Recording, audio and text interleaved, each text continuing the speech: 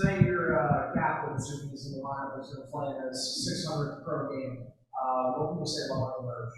I didn't know that was the 600th pro game. I think there's been one game I've coached in pro hockey that he wasn't our captain, or on our team he wasn't the captain right away. But I'm just a way better coach because he's our captain. He's an amazing teammate.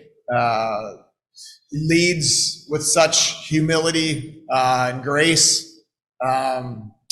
He embodies everything we want our players to embody: the work ethic, character, the way he treats people, how authentic he is, and obviously he's a heck of a hockey player on top of all that. You look at the Amherst that you inherited when you first came to this team and where this franchise is now. How much of a part was Merch playing? Well, first of all, Chris Taylor did a great job when he was here. So we didn't inherit a bad situation.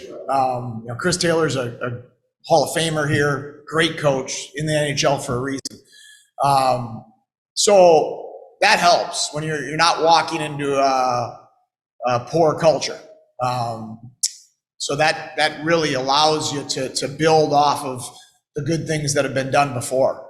And Mercy, for me, he allows everybody to be themselves. And everybody runs things differently, and how we run things isn't right and other people aren't wrong. It works for us. It's my personality and how my leadership style is, blends well with Mercy. I want players to come to the rink and for it to be an incredibly enjoyable place to be.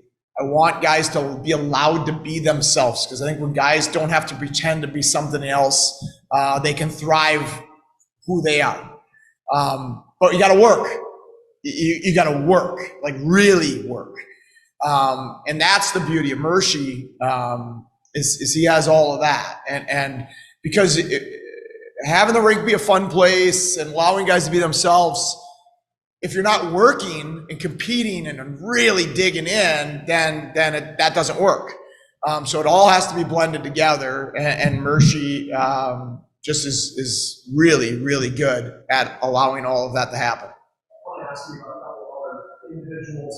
We talk about work. I was chatting with Mason Rochester today, and this guy seems like he puts so much effort in. He's really talking about his off season and some things he had to focus on.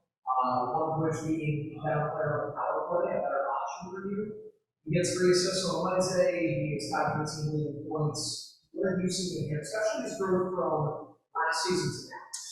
Yeah, his growth has been just immense from day one with us to now. From last season to now, he's even better. And what a credit to him. He's 29 years old at the end of last year. First breakout year in the American League. Really good playoff run. It's really easy at that point, at that age, to feel like, okay, I've got it. I've got it figured out now. This is how you can be a really good player at this level. That's not his DNA. His DNA is, okay, how do I get better? And so he attacked and studied the best bumpers in the NHL this summer, and things that they did and how they shot the puck, how they released it, what spots they got to, because he's a bumper. That's his best spot in the power play.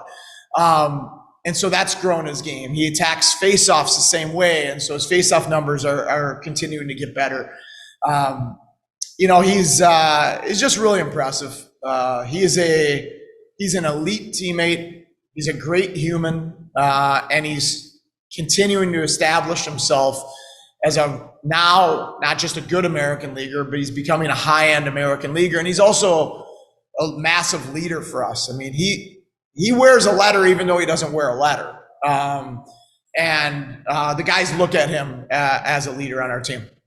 We talked about that. He was sharing with me, don't worry about with somebody that he looked at from Vancouver, and essentially wanted to emulate his play on the bumper, talk about how all the lefty shots are here, and he said the first thing he did this summer was he looked at every watch on film, every shot attempt he made last season. How many guys do that? With no influence from somebody else, they themselves just want to get better. Guys do it. That's an impressive amount.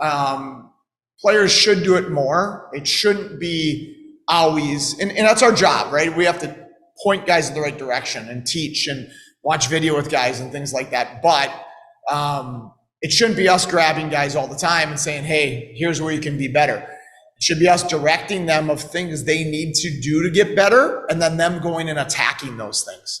That's when the real growth happens, because then it's player driven and player owned. We talk all the time, it's something that goes on our daily lineup sheet and our schedule we send out to the players is that 9 to 10 a.m. is own your development. And we try to preach to our guys, own your development. We're going to help you with it, but you need to own it. And that's just a great example of Mason Jobst owning his development. What have you seen in his first 2 games for college?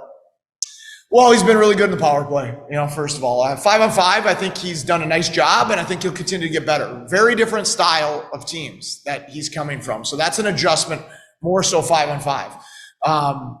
They're a man-on-man D zone. We're more of a box and one or a zone or whatever you want to call it. They pinch their defensemen and run north all the time. We surf our defensemen. So there's some real stylistic differences between Charlotte and us that are hard for defensemen. And it's going to take some time 5-on-5 to adjust.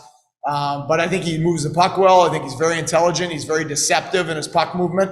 And then he's been really good on the power play. That hasn't been an area of strength in the last 30 plus games.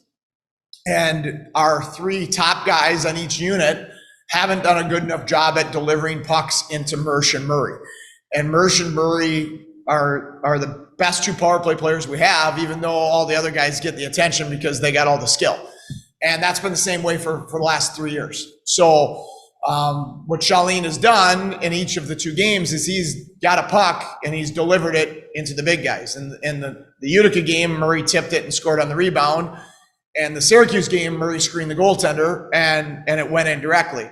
But that is an important skill as an offensive defenseman, is your ability to get a shot through traffic. You guys won Wednesday in Syracuse, missing point of 2 bodies. Is there anything? I know there were 2 guys that were day to day. Kiskov was ill, Kozak day to day, Brow. Any update on those guys? Kiskov, Kozak, Weisbach out.